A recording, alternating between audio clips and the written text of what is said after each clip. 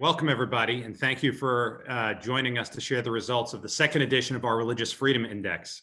When we launched the index a year ago, I think it's fair to say that none of us had any idea about the wild ride that the world and our country would go on before we got to the second edition. And we're hoping that by the time we publish the third edition next year, there might be a little bit less to talk about. The events of this year, from the pandemic to social unrest to the elections, created a complex and fast-moving backdrop to this year's index. But in times of crisis and peril, it's actually more important than ever for us to reflect on and reinforce our shared commitment to our founding principles and freedoms. This year, our team faced the challenge of creating a survey instrument that captures and presents a cross-section of this year and provides data on the way that so many of these current events relate to our timeless First Amendment freedoms. Not surprisingly, this led to more data and more analysis than we could possibly present in a short launch event, but we're going to do our best. I'm really proud of what our team has put together this year. I'm sure you will enjoy it. Many of the questions that you'll hear about have not been asked anyplace else, and our report ties together that data with many of the underlying narratives and themes going on in this year. Ultimately, we hope that today is the start of many conversations with you about the ways that Americans view religious freedom, both in this most unusual year and over longer spans of time. To start the conversation, Caleb Lyman, Becket's Director of Research, and Dee Alsop, our longtime friend and partner at Heart and Mind Strategies in developing the index, will present the results and findings from this year's survey. After their presentation, our Vice President and Executive Director, Montse Alvarado, will introduce and host a conversation with our panelists. To wrap us up, we'll have open it up for a brief question and answer session with the researchers and the panelists. If you have questions, please send them to media@becketlaw.org. That's media@becketlaw.org for use in our Q&A session. So with that, let me hand it over to Dee Alsop and then Caleb Lyman to present the results and findings from our 2020 Religious Freedom Index. Thank you, Mark, and I hope all of you are doing well. I'm excited to be a part of this sharing of the results of the index. It's actually one of the highlights of that I look forward to each year, and there's a lot of new and exciting things to be sharing with you. In just a few minutes, Caleb's going to talk to you about the main stories that are emerging from what we see in the results of this index, and our panelists that will then discuss them. But I'd like to get started just by giving a kind of a foundation of what the index is and how it was built. We have designed this in a way that it is executed, emphasizing doing everything as much as we can each year exactly the same way. The same questions that make up the index are asked exactly the same way in the same order year after year is our intention, so that the only thing that could explain what's changing is not the methodology per se, but what's going on over the course of that year and the way people's attitudes are on the issues of religious freedom. And so in that context, this study, again, if we go to the first slide, we were in the field, and go to the next one if you would. We were in the field right at the beginning of October and in 2019, and very much that same week in 2020, the same length of interview, the same audience size of about 1,000 US nationally representative of the adult population 18 years and older. And if you go to the next slide, the index itself was developed by looking at conceptually what are the components which make up what we call religious freedom. And those involve conceptual components, legal components, as well as popular a review of literature and the topics and issues that were involved there. And when we first built this, we looked at over 40 different items that might potentially be explanatory factors in this concept of religious freedom. And then we used some advanced analytic techniques to identify what are the unique dimensions of all these things. And as that process worked itself through, we found that there are in fact 6 dimensions that were built on these 21 items that are now set and will ask year after year that make up religious freedom. And they are made up of religious pluralism. Another dimension is religion and policy. A third one is this idea of our ability to share our religious beliefs. And then the role of religion in society, the role of religion in the context of government and church and state, and the ability of people to live religion in their own lives, or religion in action. And those things combined make up the index. And this year, if you go to the next slide, as we look at the results of the index, The number that we come up with is on a scale of 1 to 100, where 0 on this scale of 1 to 100 means that you are in complete opposition to anything that has to do with religious freedom, and 100 is complete support of those components of religious freedom, and 50 represents a kind of a neutral position.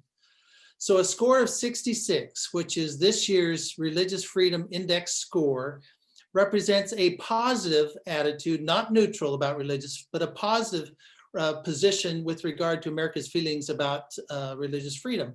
And that overall score held pretty steady compared to where it was last year. Last year it was 1 point above. And if you look then to see what might be causing some movement, there's got different things that happened in these different 6 components that I mentioned. And these different 6 components have higher degrees of support in our country than one from the other. And the one that has the highest degree of support in our country is support for the beliefs of religious pluralism. Those are beliefs about the right to believe in God, to have and choose a religion, and to basically live those tenets in their lives. That in our country, that gets a high score of 77, which is year over year, 3 points lower than it was last year, but still the highest component of religious freedom. The second highest are at a 69 are beliefs about being able to share my feelings about my faith or my religion with others, and what people's rights and freedoms are with regard to that component in our society. That is now, as I mentioned, at a 69. That's also down a little bit from where it was last year, about 2 points. And then the third area that breaks down is the role of religion in the shaping and forming of public policy, how it intersects with law, and how it intersects with regulations and legislative decisions. And that is also quite high in our country at a 66, also down just a little bit from a previous year, but pretty much the same, only down 1 point. A fourth area that we look at is the religion in action. And this has to do with living our religion outside the walls of our own home, when we're out in mixing and others at work, and our ability to wear things on our sleeve or on our face or on our clothing, those types of things, and how people's beliefs and actions are reflected with regard to those types of practices. And that's at about a 65. And then religion in society, this is the role that our religion plays in shaping the norms and the values of our society and the contributions that it makes in areas like health and education and so forth. That's a little bit lower in the overall acceptances in our country towards that principle. That's at about a 62. And the one that's the weakest of these 6 dimensions is the role of church and state. And this is like the degree to which our government can use symbols of religion in buildings and on grounds, and the degree to which they also government funds can be used to support religious organizations and their providing of community services, just like any other organization. And that is the weakest. That's at about a 56 on the 1 to 100 scale. And that's also down about 2 points. And these 6 dimensions added together, that's how we get to that 66 in the overall index for religious freedom. And that's kind of where we stand in this year. But the stories of what's really behind this is now what we're going to get into, and Caleb's going to begin to share that with us. Yeah, thank you, Dee. As Dee explained, the index is made up of those questions that stay the same every year, those 21 questions that allow us to track trends and changes in religious freedom over time. In addition to those 21 core questions, we have more than 50 other additional questions in the survey. Those questions deal with more timely issues, contextual issues, questions that we also just want to ask that haven't been asked elsewhere, that we think are interesting to ask about religion and religious freedom in 2020. So from all of that, we take the additional questions and the results from the index, and we try to come up with 3 main findings. And in this year's index, from those 3 main findings, we find that Americans are steadfast in their support for religious freedom principles, and that they are drawing on their religious identity to face the year's challenges and inform their approaches to opportunities for change that lie ahead. So if we could go to the next slide, those 3 themes emerge into essentially these 3 key findings here. Americans weather storms anchored by faith, religious identity cannot be quarantined, and leadership gaps in defending racial justice and religious freedom. So we can go to the next slide. where we see that the first of our key findings stuck out as we started to review the data because of characteristics of stability. In 2020, consistency and stability tend to stick out like sore thumbs. We saw this stability manifest in the way that Americans relied on their faith to navigate the challenges of 2020, fueling continued support for religious freedom across the board.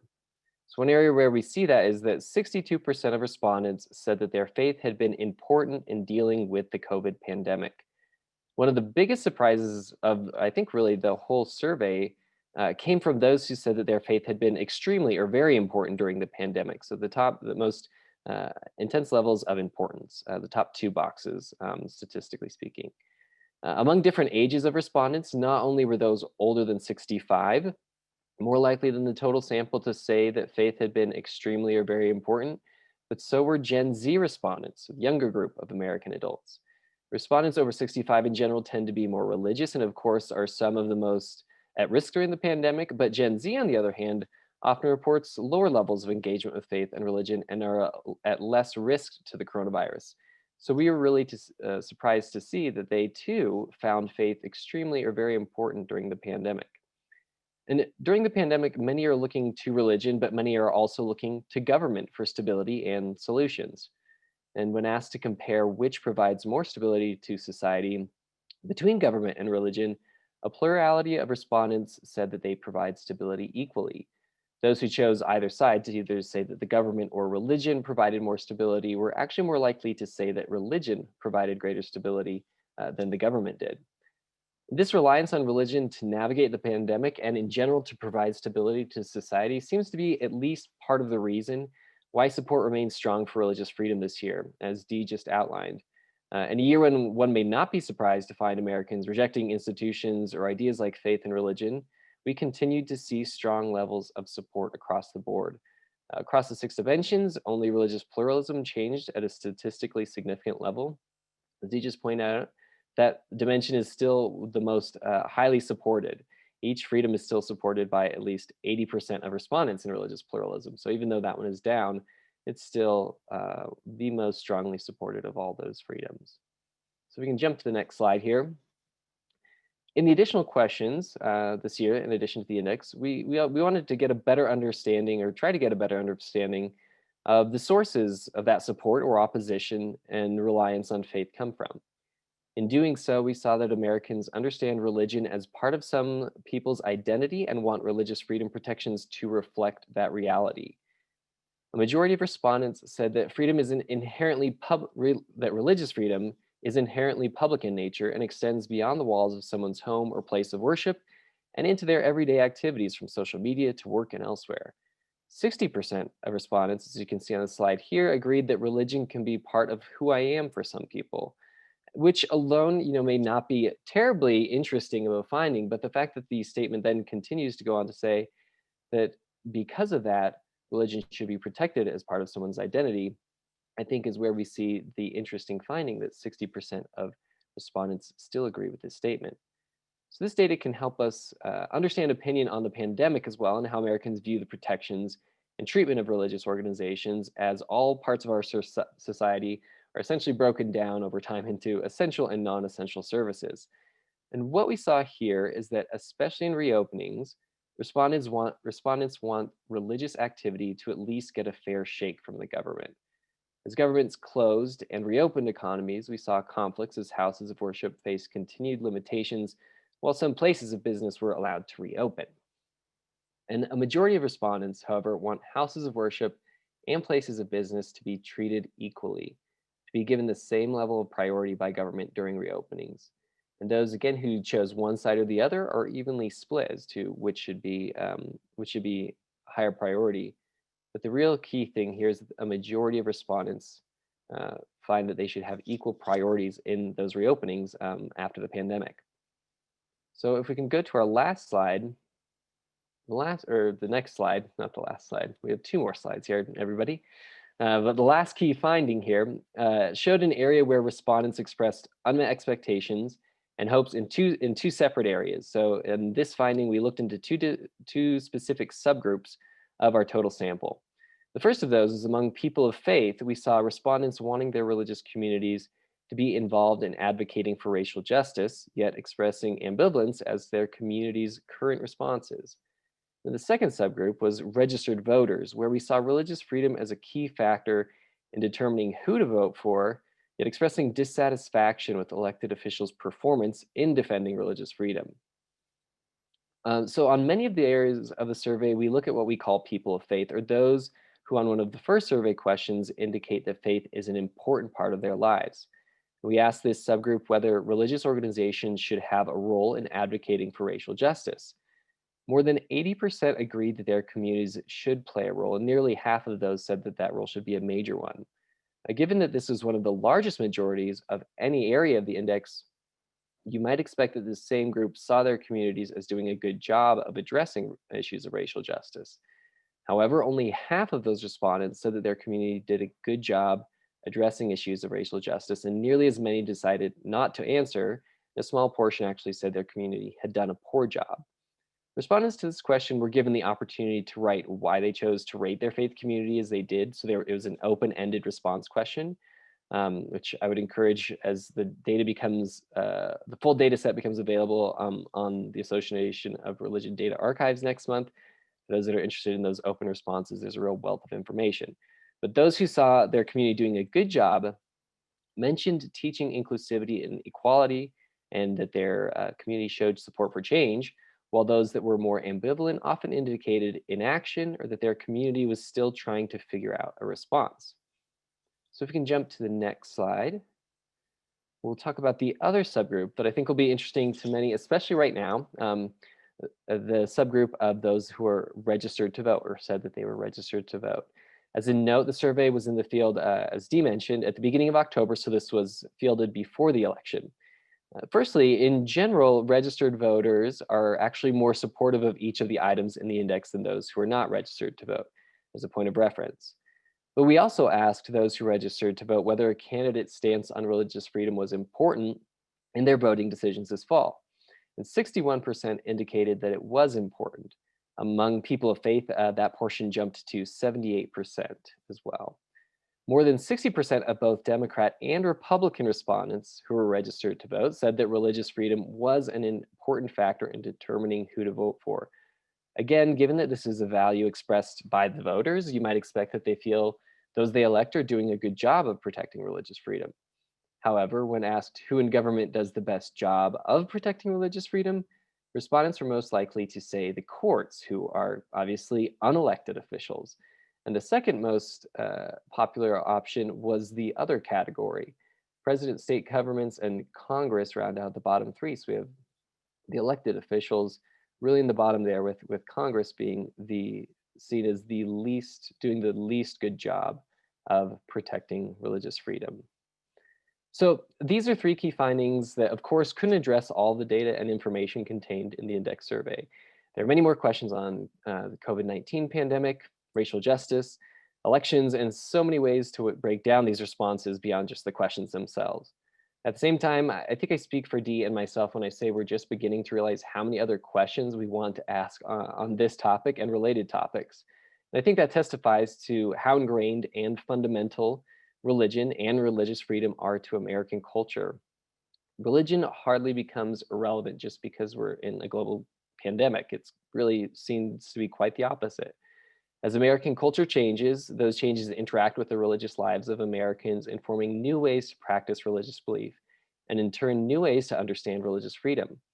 Hopefully, the index data helps to add some empirical basis to talk about those changes and the ways that the different dynamics of American culture interact.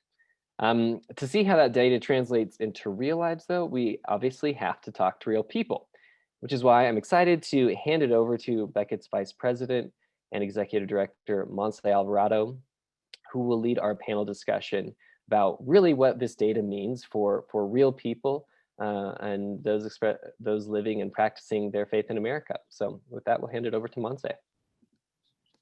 Thank you so much, Caleb. Fantastic job presenting these results. And Dee, thank you so much to you as well. I know that you've both been working really hard getting the report together for this second year launch. I'm thrilled to have these results. I think that they're, just like you said, representative of this very specific moment in our country, in our society, and for our religious communities. So I invite our panelists, Jonathan Silver, Jackie Rivers, and Amrit Kaur, to please show us your video so everyone can see your wonderful faces and be able to recognize you. Dr. Rivers is a Becket Fund board member, and I know that we have on our website links to their bios, so I won't give you their credentials. They're very impressive people. Dr. Rivers, with her background both at Harvard and with the Seymour Institute. Amrit, who I've had the pleasure of co-authoring a New York Times editorial with.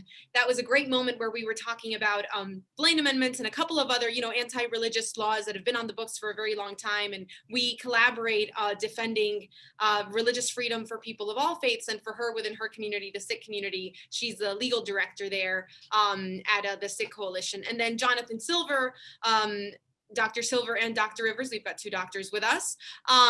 Dr. Silver, who's at Mosaic now, but is known as a commentator for his research and as a leader within the Jewish community and generally, more generally, broadly on political trends, etc. So I'm so glad to have all of you with us to discuss the different pieces of the index, broadly, more generally, what this means when Americans say that they're stable and supportive of religious freedom in America, and then speaking to those three takeaways that Caleb pointed to, the idea of racism in our society, social unrest associated with that, the COVID moment, and moments where the government has an interest in restricting our ability to gather, but how much is too much? Where's the balance there? And what does it mean when we don't have parity between religious groups and secular groups? And the third moment, the third takeaway being one about the elections, obviously leading up to the results that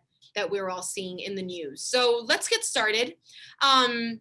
Support for religion and public life and these protections for religious freedom of people of all faiths and no faith at all have been used by many at Pew Research, by the State Department, by the FBI, and elsewhere to measure this health or existence of democracy in countries around the world. Yesterday, we saw the FBI release its hate crimes report analyzing 2019. The Sikh Coalition had their own takeaways associated with that, and this religiously motivated bias that was the second category behind race as the top motivation for hate crimes in the US. And anti-Jewish violence accounted for 60% of hate crimes in 2019. Side by side with this report was the release of the Pew Research Center's Government Restrictions Index, where it reminded a global audience, so not just us in the US, that no country classifies as a full democracy if it has high government restrictions or social hostilities. So that's just some context for us to think about how this index fits into the broader conversation about individual liberty, religious liberty in general. Amrit, I'm going to get started asking you a question. This top motivator for hate crimes in the FBI report, where you had race and religion side by side in that order, the Sikh community and frankly many religious communities that also have ethnic identities that overlap are people of color with visible articles of faith, right? How is this intersection of race and religious bias affecting the Sikh community? Is there a history there? What can you tell us about that? So I know the FBI report doesn't go into what I consider the trifecta, but I think that there's racial, religious, and cultural components that are all applicable to why we have discrimination on the religious front, on the racial front, and on the cultural or ethnic identity front.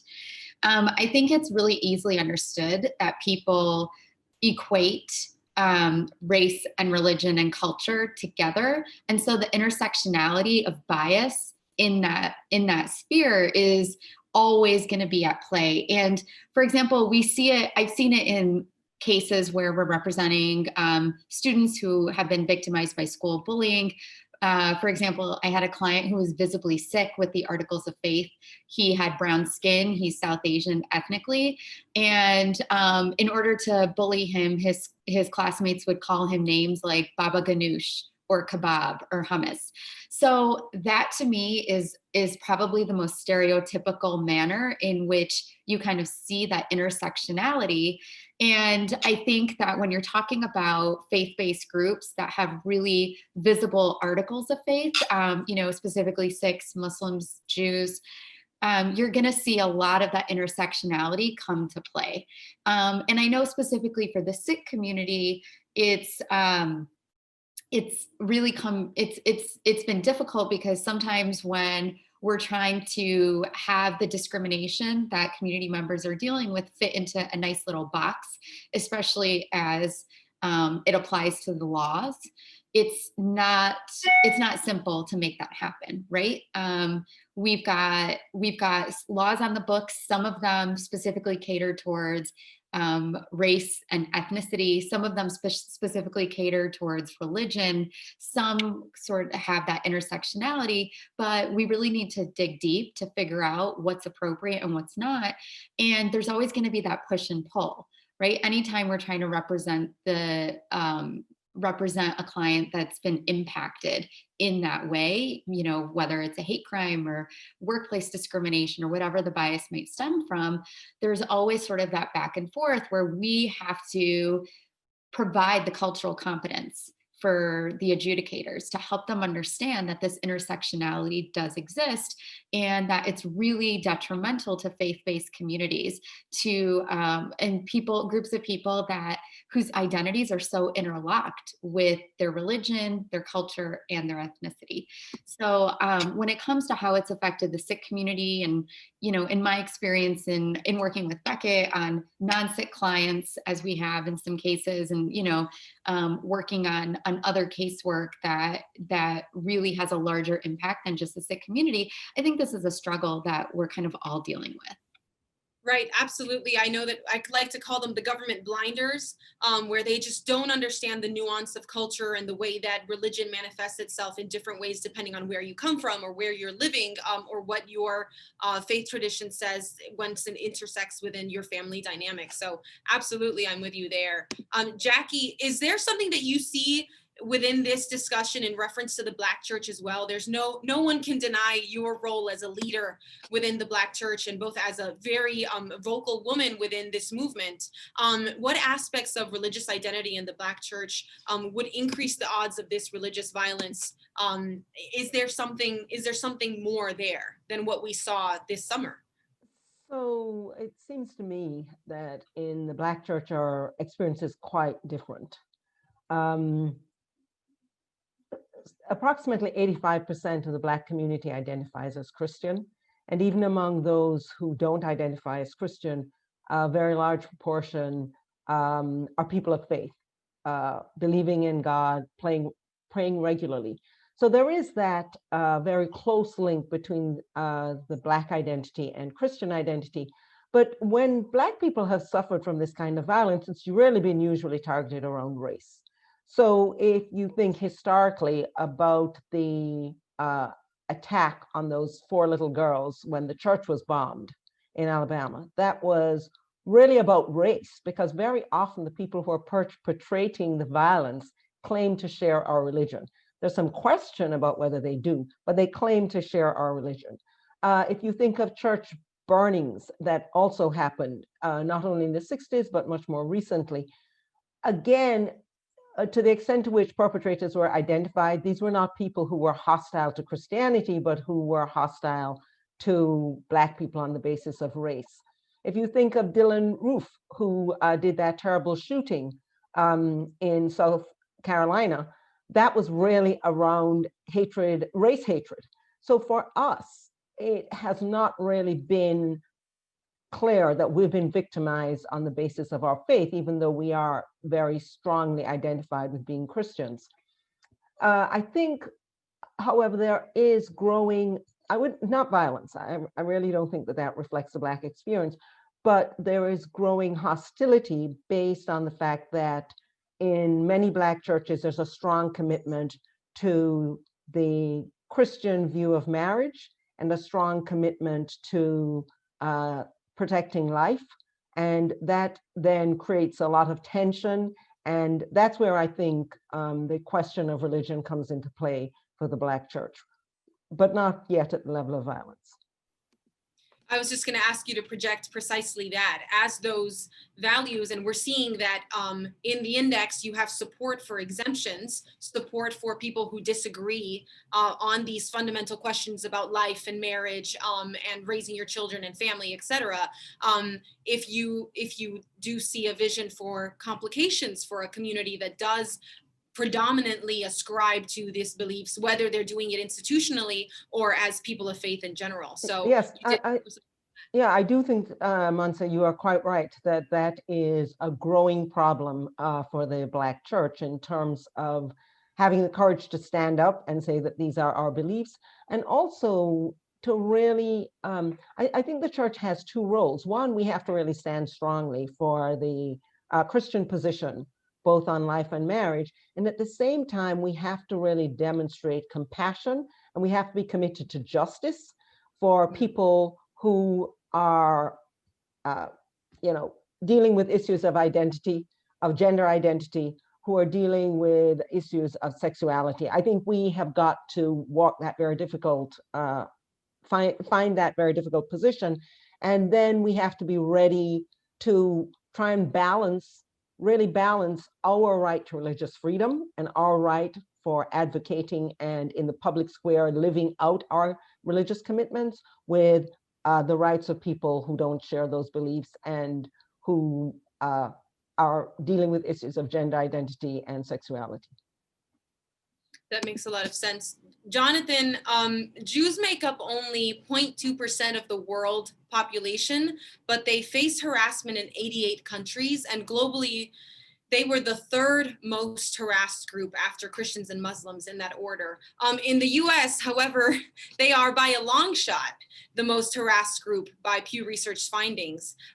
What's your reaction to this? And are you seeing non-Jewish leaders, that's a follow-up to that, speak up on behalf of the Jewish community so that it's not just the Jewish community claiming that they are being harassed by the government and communities in general?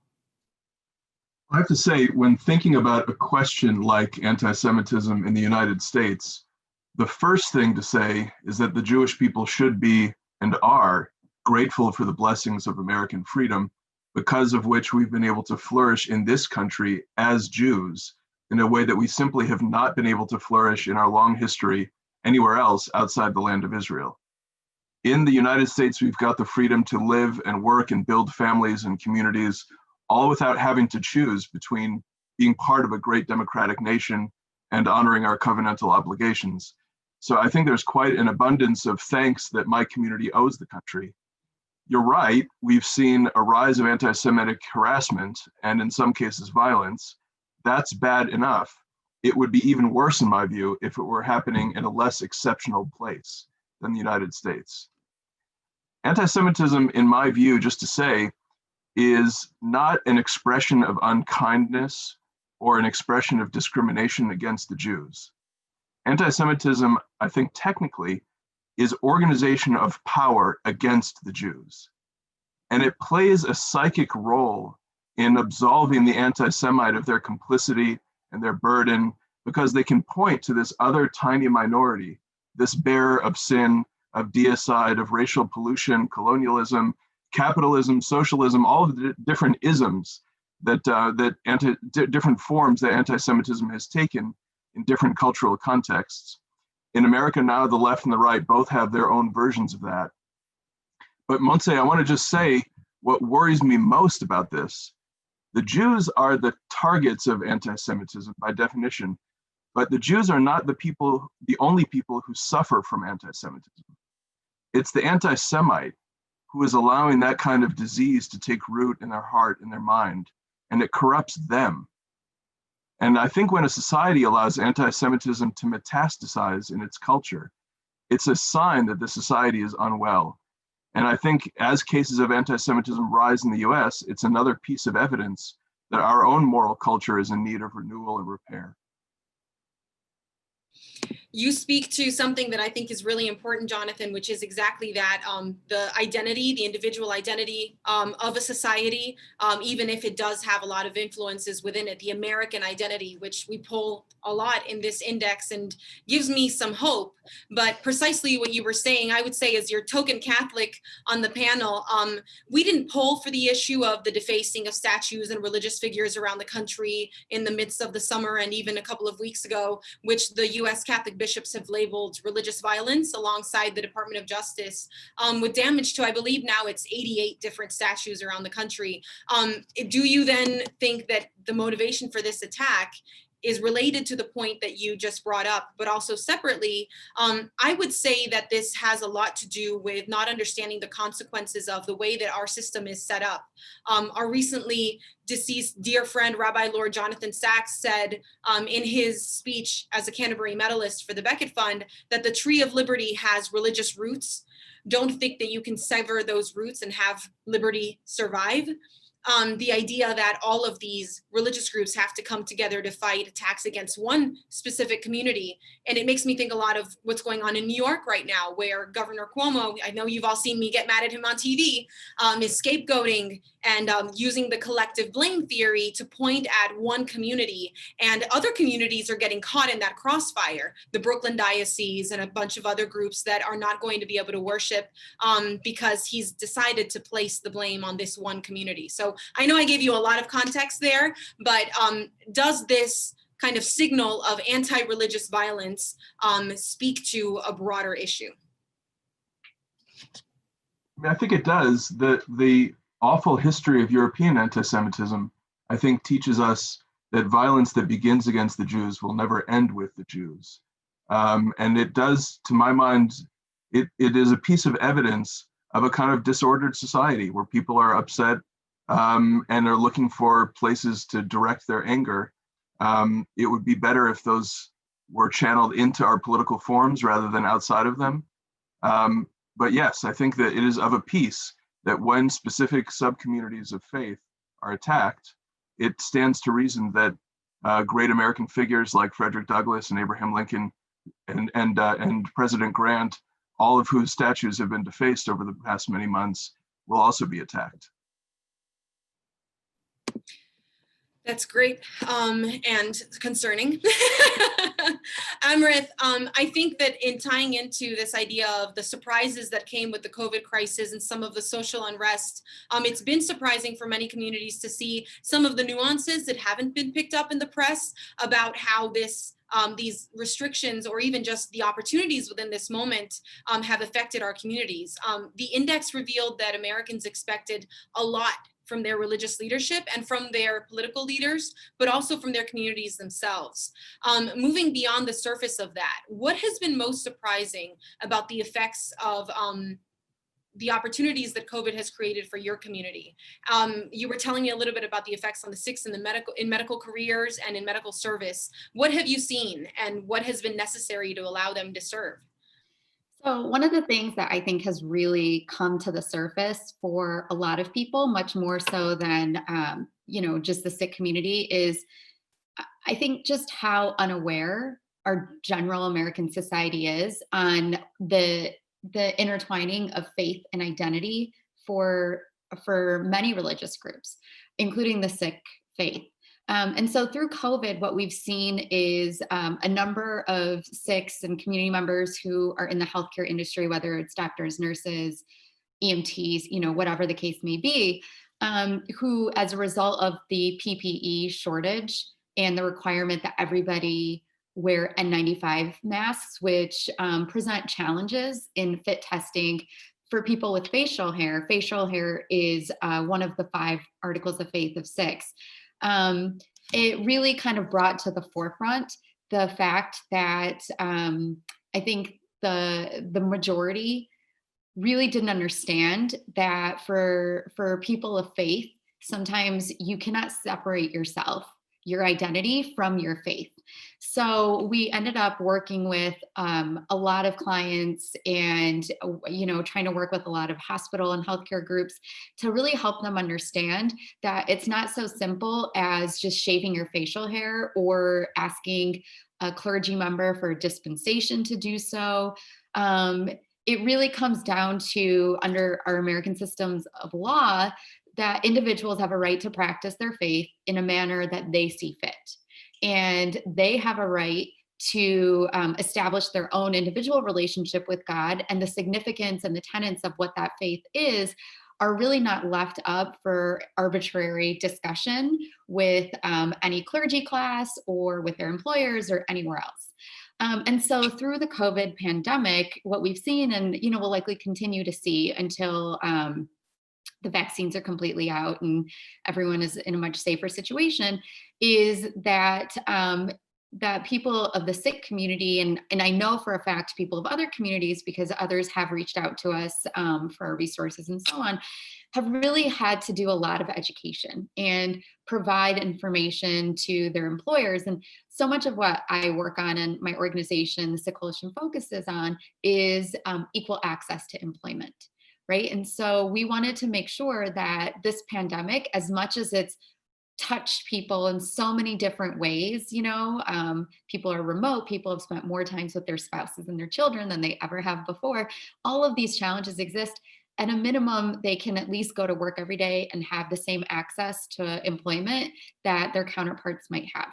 So we have spent quite a bit of time through this COVID crisis dealing with that issue and making sure that our clients have alternative PPE, that their employers understand that their facial hair is a religious tenet of faith and their faith is a way of life for them. And it's not something that can just be taken off willy-nilly. And just, ultimately providing that understanding to the business community, both public and private sector, that the invasion of privacy and the invasion of religious expression is completely unacceptable and unconstitutional and violates any number of laws, in addition to just being morally wrong. And we were, trying to advocate and approach it from all of those facets to really hit that point across. And I'm sure a lot of other religious communities dealt with it too, but it was a real teaching lesson. I mean, for us, for our clients, for their employers, for people in this space. And I think if this pandemic has taught the Sikh community anything, it's that you should always be advocating for yourself. And I think people of faith really need to take that message home all the time. Absolutely. Don't take it for granted, right? And realize that your beliefs are not up for a popularity contest. They are what they are. I see Jackie smiling. And I know, Jackie, you watched with me, I remember calling you in the middle of all of this as we were, full of anxiety and praying together. There's watching communities of faith come out to serve. And the deep value, the $1 billion value, that communities of faith bring to civil society, that is one piece of this discussion for sure. But the other piece is how religious worship and religious exercise does look radically different under these circumstances. A lot has changed. A lot of places have gone virtual if they can. Some chose not to. How did you see Americans and religious congregations, and then maybe a little bit about your community specifically, adapting to the unique challenges of this pandemic? And what effect do you think it had on their religious and spiritual life? So I think that for a lot of Black churches, they really chose to go online because the Black community was so much more at risk from COVID-19. And indeed, in the Church of God in Christ, for example, we suffered the loss of a number of leaders due to the pandemic. So I think people, the message coming out of the Black church was really to do two things. One, be true to your faith, and as far as possible, take the advice of the public health authorities. And for a lot of us, that was possible. And in fact, in many cases, the reports have been that the numbers of people participating in services have multiplied hugely. And that, I think, is in part due to it services being more accessible, but also because, as the survey hints, people really needed their faith. We relied on our faith to get us through this. So I think it deepened our faith, and that it expanded our reach, and that in that way it was, and that we did that while at the same time observing the necessary public health precautions and keeping people safe. So it seems to me that it had a lot of benefits. At the same time, it's undeniable that people longed to see each other in person, and hugs were forbidden, but where possible, people had outdoor services. That's a thing. In a lot of places, people were able to drive up to services, sit in their cars, or hold services outdoors, or in other ways to meet in a very socially distanced way in order to keep our congregation safe. So I think safety was really a big priority in our community, because we tended to have more underlying health conditions. We had more people who had to be on public transportation. We had more essential workers who couldn't work from home. So I think that was a big concern for us, and we navigated the being true to our faith with those concerns. So then, Jonathan, I'm going to follow up on that, just giving you a heads up. I'm coming to you on that same question that I asked Jackie. But Jackie, I'm curious, and I'm sure other people are, about then what that meant when you were navigating and still are navigating how to reach out to your community on issues of racial injustice. I always tell people how I had this just tears in my eyes watching the 8 minutes on TV of George Floyd's murder. I mean, that is a reality. How do we deal with that when we can't be together and we can't gather? And was that a bigger challenge, particularly for the Black church? So I think it was really important. There are just so many other ways to raise our voices. I mean, social media, through online meetings like this, through op-eds. So I think that a lot of people use those venues, that we raised our voices as religious leaders. And this is really the tradition of the Black church. I mean, the Black church was born out of a fight for racial justice. So the African Methodist Episcopal Church is established by Bishop Richard Allen, because in Philadelphia, the Methodist Church was attempting to enforce racial segregation. So this is really, and think about the civil rights movement and the amazing role that Martin Luther King and other religious leaders played. So this is really a deep part of our tradition. And we found ways to speak out. I must say that I think also a lot of people participated, a lot of Christians participated in the outreach in terms of protests, because it seemed important enough to take the kind of risk that was required in order to stand up for racial justice. But I think there's so much more that needs to be done. I think the Black church needs to really continue to think about how do we work on these issues of racial justice, not just in terms of police violence, but in a myriad other ways, in terms of education, in terms of racial segregated residential situations, which are such a source of deep-seated injustice. So I think there's much room for growth there, and I can see why the survey came back saying that people in general were disappointed to some extent. People of faith were disappointed at how their churches responded to this. I think it's also really a big challenge for white evangelical churches and for the Catholic Church. What needs to be done so that our voices, God identifies himself in Ezekiel. He says, look, they will know that I am God when I break the chains of injustice. Do we see God that way? Do we as Christians recognize that that's how he's identified? And I think that that has a lot to do with how our responsibility to stand up against racial injustice, and also then the message that we send to those who aren't people of faith about the importance of religious freedom, as they see how important it is, how we use that, how our religion motivates us to serve, which there's lots of evidence for that. We need to keep it, we need to continue to provide that evidence. Absolutely. And that was something that came out of the last year's index, is that precisely that idea. Are you motivated to be a part of civil society because of your faith? And that was a resounding yes in the data too. So it's helpful also because you give a lot of context, Jackie, to that desire to see faith leaders step into the gap of that discussion on racial injustice. So I think that's incredibly interesting. And I know, Jonathan, you and I spoke about that.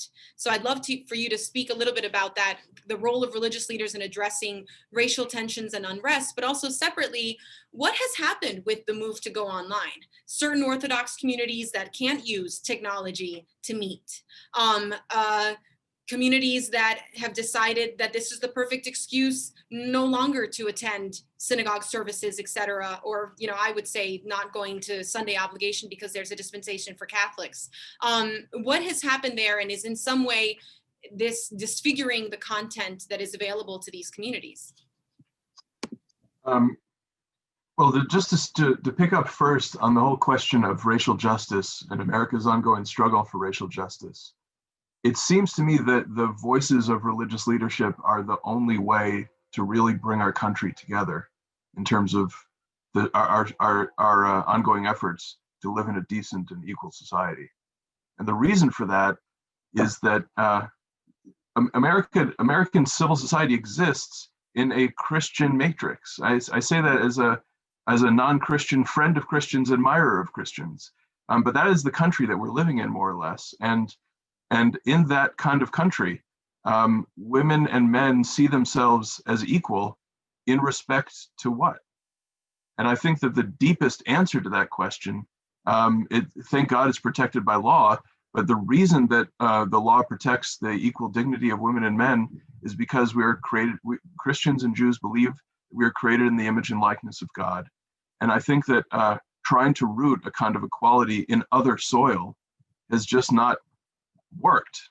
And we need to renew that soil, to replenish that soil, and feed it with the right kind of nutrients. I think that will come from religious leaders, hopefully working together to make our country a little better. Montse, you asked about the spectrum of religious observance, of religious attendance in the Jewish community. Of course, we have a unique challenge because traditionally observant Jews are not permitted to use electricity, are not permitted to drive, are not permitted to use the video conferencing technology that we're now using on the Sabbath or on holidays.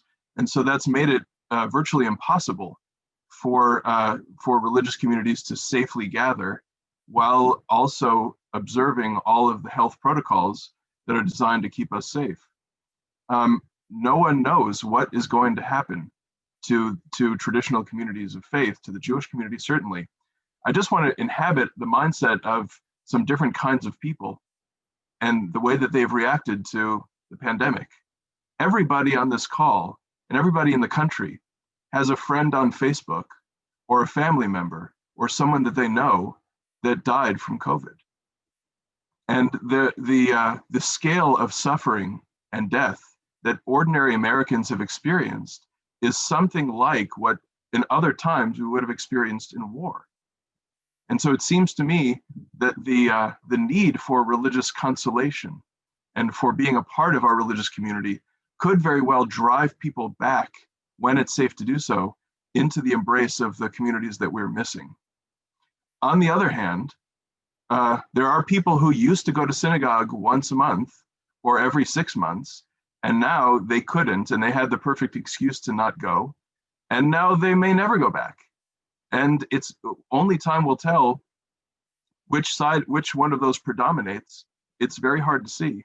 The only other thing I'd say is that there are some parts of the Jewish community that do permit themselves, for complicated reasons I won't go into, to use technology. And I wonder, this is just a question that I will raise, I don't know, but I wonder if once it is permitted for rabbis and Jewish religious leaders to perform for the camera in a way that our community has really never done, and therefore Jewish congregants know that instead of observing a sermon or going to services at their local synagogue, they can instead go to synagogues in London or Los Angeles. If that dynamic will introduce the need for rabbis to perform for a screen audience in a way that we've really never thought through. That's a new pressure for us, and I don't know where it's going to go. That's definitely a pressure for, you know, a lot of communities that weren't online before. And we're seeing it in terms of donations as well, right? The philanthropic community no longer identifying with their geographic reality, but deciding to be a part of a virtual community instead. So we'll see. That's an unrelated point and not one that we pulled on at all, but one that I find terribly interesting. Amrit, I'm gonna give you the last question, last word. So 60% of respondents to this year's index said that religion for some people is a fundamental facet of their identity, as you were describing with the outward signs of religion. And a majority of respondents agreed that religious exercise extends to school, work, social media, other public places, countering this constraining freedom of conscience or freedom of worship framework that limits true religious freedom. And the index found an increase in support for accommodating religion in the workplace, just like you were describing, even if it causes an inconvenience or an imposition, allowing people to abstain from work that violates their sincere religious beliefs. Knowing this and how religious identity plays such a significant role in American lives, what does the Sikh tradition teach about politics and religion? What is that primary lens for the Sikh community when you're evaluating political leadership and public policies, especially leading into the election that we were just all a part of, God willing? So within the Sikh tradition, because the Sikh faith is focused on a direct relationship with God, we don't actually have an intermediary class or a clergy class in the United States. Just for efficiency sake, we actually, at our gurdwaras, which are our houses of worship, we do have a minister, but traditionally that's not actually part of it. So as far as evaluating the relationship between the faith and how we view public policies and political leadership, it's really about following the Rehat Maryada, which is the Sikh code of conduct. And the basis of that is a concept called, two concepts actually, one called myriad, which is giving of yourself to others and sharing in what you have. So there's definitely an element of social welfare and social justice that's inherent within the religion and within the practice of the faith. And that's a practice that individuals are expected to carry out on a daily basis, and it should just be part of their lifestyle. It's what you wake up every morning thinking of, it's what you think of during the day, and how you think about your day when you go to bed at night. So when we're evaluating political leadership and public policies, I think that traditionally speaking, and of course there's always going to be outliers, people practice on a spectrum, but traditionally speaking, the community will do so with an eye towards extending that type of social welfare and societal issues in a way that really benefits the masses while still protecting an individual's right to practice their faith. And actually, one thing that Jonathan said was really interesting to me, and I think probably plays a role here in how religious identity in general plays such a significant role in American lives. Jonathan, you were talking about what this online system might do to religious practice and belief. And I feel like the more we become a global society for minority faiths like mine, that's actually a great thing because you can actually get the word out. In Sikhism, we don't have a tradition of self-promulgation. So you're never going to see somebody knocking at the door trying to convert people, right? So another way to kind of get the word out about your faith and create awareness is to allow people into our worships and our prayer services. And I think in today's sort of Zoom world, we're creating a global fellowship in a way that we've never seen before. So I think that's really interesting. And that kind of leads into the next concept that plays a role here. In Punjabi, which is the language that South Asian Sikhs speak, there's a concept called Chardikala. And what that means is faith, but faith in a way that you can't see, smell, hear, but you can feel it. And it just kind of, it's like those goosebumps that you get.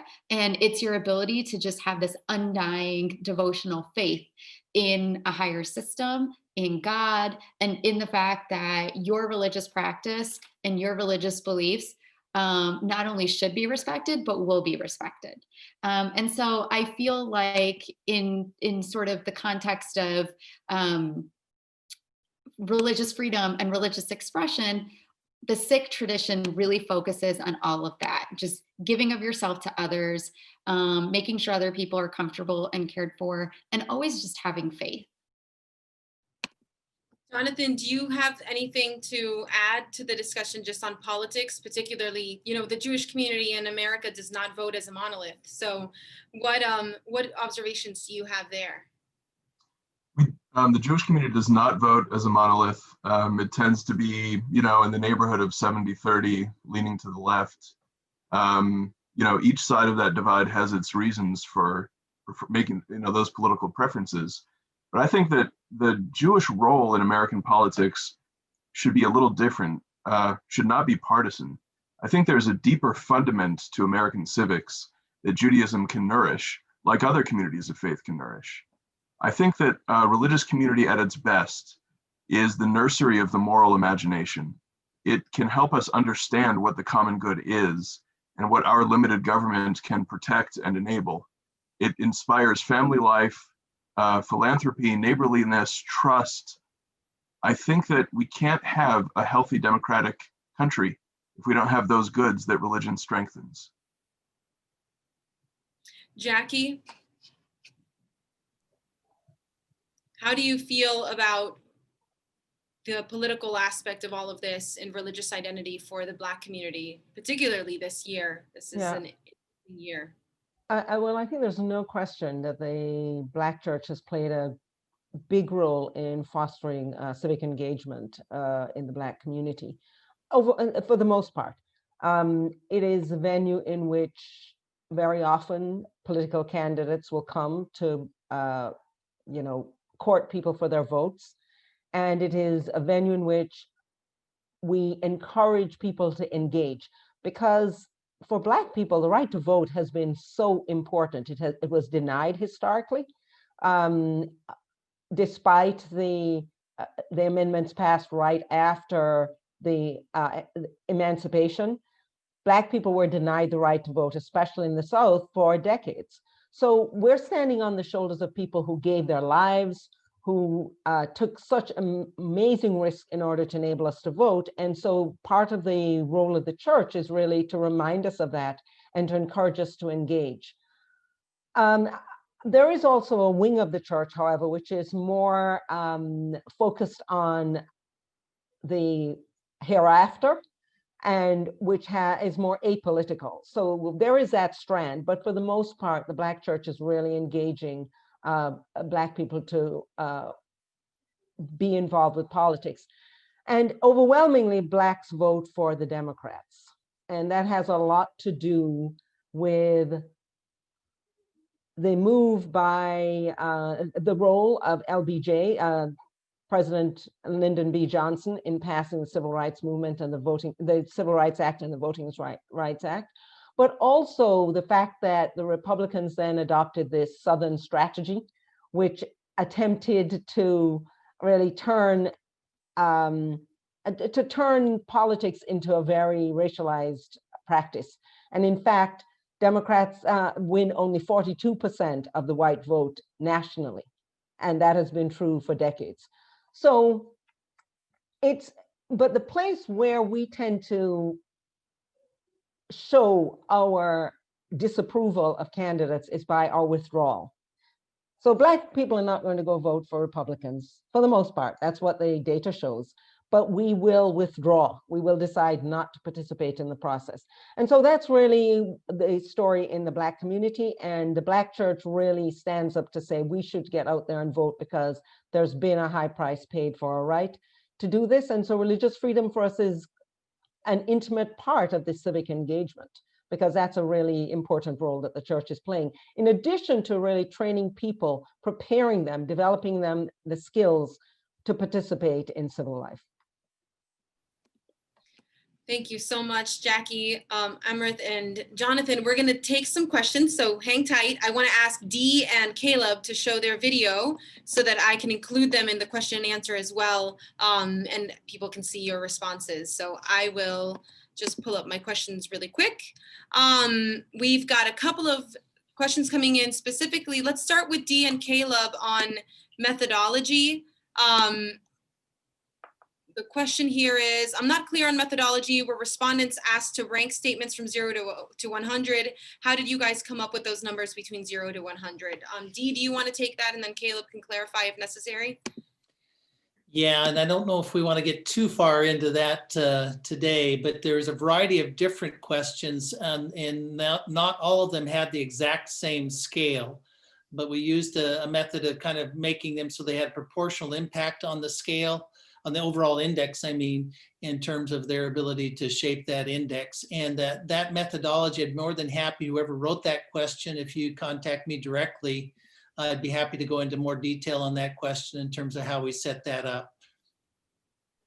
It was Yeah. Maya from Thread, and Maya, media@becketlaw.org. If you email us, we can connect you to Dee so that you can go deeper into that. Caleb, sorry, I cut you off. Yeah, just to jump into, I think this is it's a complex process that I certainly didn't understand at first either. I think Dee really keyed in on what the purpose of that scale is. There are 21 questions. Some are asking, do you support or oppose this? Others are asking, do you agree with this? Others are asking, do you view people of religion or faith as part of the problem or solution? And the factor analysis, the statistical analysis, allows you to compare those questions that are, it's not just yes or no across, so it allows for comparisons across different types of questions. But more importantly, I think that creating that 0 to 100 scale, it's not like we're shooting for a specific number or that we think one number would be better than another. The real value that you get from having that scale and being able to compare across different types of questions is that going forward in the future, we're able to track those trends. So last year, the index was 67. This year it's 66, and it'll be fascinating to see how across this wide range of religious freedom topics, scaled from 0 to 100, we see the movements over time.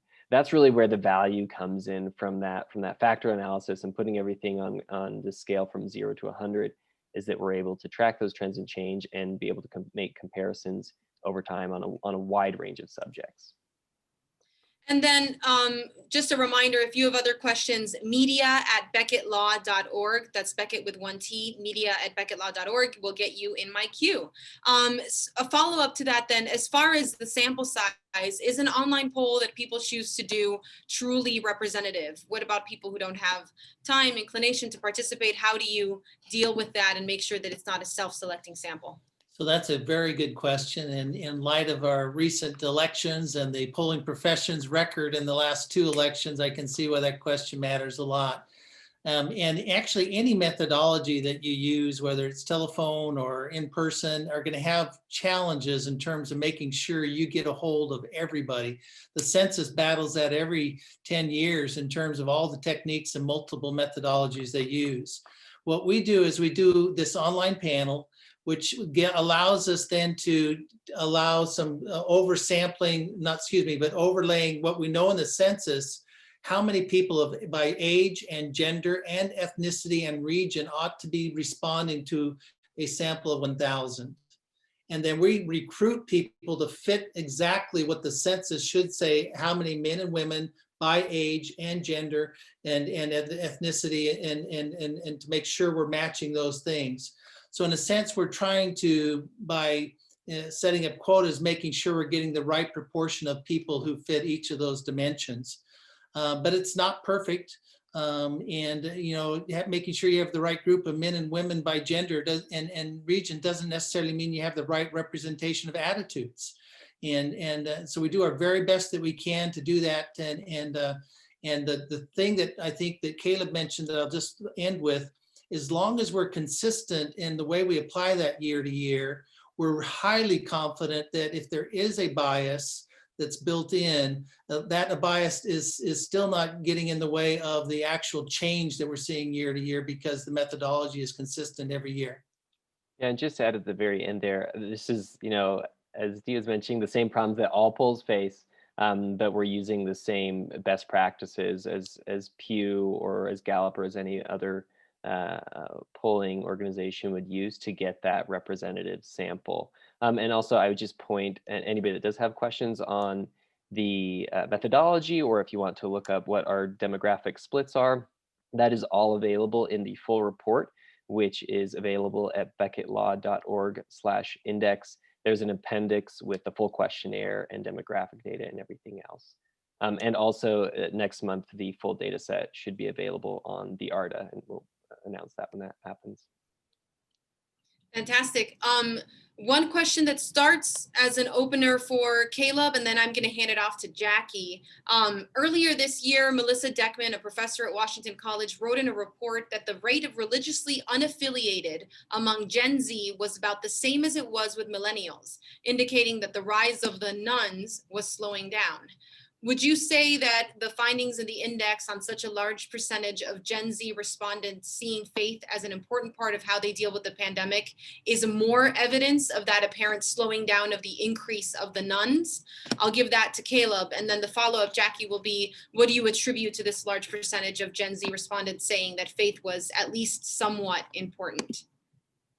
Caleb? Yeah, in response to the first question, I think that's kind of $1 million question, right? Everybody really wants to know the dynamic of the rise or fall of the nuns is something that is a really interesting dynamic going on within American demographics and religion right now. And specifically with Gen Z, I think with the index, one thing that is going to be extremely interesting is last year being the first year, Gen Z respondents were, I think, the oldest were 23. And this year they're 24. So one thing that the index will be really useful for is tracking Gen Z as they come of age, essentially. So each year that sample of Gen Z will grow larger and larger. And I think it'll be interesting to see how, in this year, so many of them were coming of age during the pandemic, and the way that that affects their religious practice, I think could play a major role. I don't know that we can say whether this is evidence that the increase of the rise of the nuns is slowing down. I think everybody would like to know that, but we'll definitely be paying attention to that. And it'll be fascinating to see the way that Gen Z's religiosity and the way that they are the same or different from previous generations and the generations that follow them will change and develop over time. I think that's something we're all going to be asking ourselves every time we look at this data. It's definitely part of the whole point of the instrument, is making sure that we're tracking these changes. And I do think that the pandemic is going to teach us something about the way that these generations have either gotten closer or further away or frustrated with their faith. And you are seeing a difference in language. In 2008, we saw the difference in freedom of religion versus freedom of worship. And we talk about that a lot, how that debate kind of started to mature over time and kind of peaked this year, truly, in defining essential and non-essential services and worship as essential or non-essential. I think right now we're walking into the faith versus religion space, where I heard presidential candidates in debates saying, I'm a person of faith, but I have an issue with this religion or this religious belief. Separating yourself from an institution is something that we're going to have to look toward and track over time for new generations who have a very different understanding of what it means to be a person of faith or a religious person with religious identity. Jackie, just following up on that, what do you attribute to this large percentage of Gen Z respondents saying that faith was at least somewhat important? I know you deal with the millennial issue a lot, and you've studied it quite a bit. So I think that at this point, it really would just be speculation, but I do wonder whether it is a bit of a correction that, a previous generation begins to reject faith, and that the next generation coming up sees the limitations of that. And the other thing that tends to be true is research shows that the earlier people are exposed to faith, the more likely that they will embrace it. So this may also have something to do, in fact, with that they are younger. As Caleb said, as they grow older, will there be a shift in the opposite direction? We have to watch and see. But it's difficult at this stage, I think, to be able to do much more than guess at why that would be. Thank you so much. Well, Dee, Caleb, Jonathan, Amrith, and Jackie, I'm so grateful to all of you. I'm going to hand it off to Caleb just to tell us where everything is and wrap us up because I won't remember where he puts everything. Thanks, Monse. Yeah, so we have a number of resources that are already available and will be coming available over the next few days. The main place that you'll be able to find everything is becketlaw.org/index. Again, that's becketlaw.org. That's just our website /index. There we have posted the full report. You can access that just on the web, or you can download the PDF that has all the information that we shared today, plus a lot more, diving deeper into the demographics behind a lot of these responses and other dynamics going on. Also, the PDF version has a lot more charts and also has the full appendices where you can get the full questionnaire, full demographic data, and some more details on the methodology. So that's a really rich resource. We also have a one-pager summary. It's technically a two-pager, front and back one-pager on the website that you can get quick info on the most important salient points of the findings from the index. And additionally, we will have this recording from the launch today available very soon, hopefully later today or tomorrow. For those of you who'd like to rewatch or would like to share, we'll make that available. And just one last thing for any researchers or people in academia or people that know individuals in that sphere that might be interested. Our data from 2019 is already hosted on the Association of Religion Data Archives. So you can download the full data set. You can, with the code book, and jump into any questions and demographics that you want. And we're working with the ARDA to get this year's data set on as well. And so, I mean, there are so many questions that we go into in the report and the findings, but there are so many other questions that we didn't even have a chance to get into on COVID, on racial justice, on elections, and a lot more. So a really rich resource. And we make it publicly available so anybody can kind of jump in and go find what they want to and explore what they want to. And we'd love to have conversations with you all as you continue to read the findings, think about the way that religious freedom is changing in America, or the way that other dynamics and cultural shifts affect religion and religious freedom. So we look forward to continuing those conversations with you all. Again, I want to thank the panelists and Monse and Dee for this excellent conversation. I learned so much, and it was so fascinating to hear from each of your perspectives. Very enriching and enlightening. So thank you all, and check out becketlaw.org/index for any follow-up on all of this information. So thank you all.